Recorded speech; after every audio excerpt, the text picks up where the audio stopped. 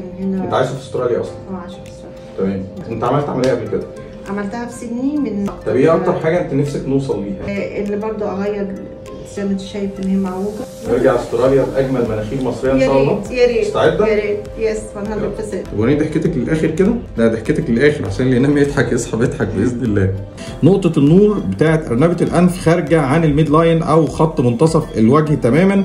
كمان لو بصينا من تحت زي ما احنا شايفين هنلاقي ان في عدم تماثل بين اجزاء الانف. زي ما احنا شايفين ظهر الانف مقعر قليلا للداخل ليعطي منظر انثوي جميل، وصديقتنا اصبحت تمتلك جوهره انثويه جميله. فتحات الانف تم استعاده تماثلها زي ما احنا شايفين، وكمان صمام الانف الداخلي. وان شاء الله صديقتنا ترجع الى استراليا تستمتع بتنفس افضل وضحك اجمل ان شاء الله. شكرا لكم.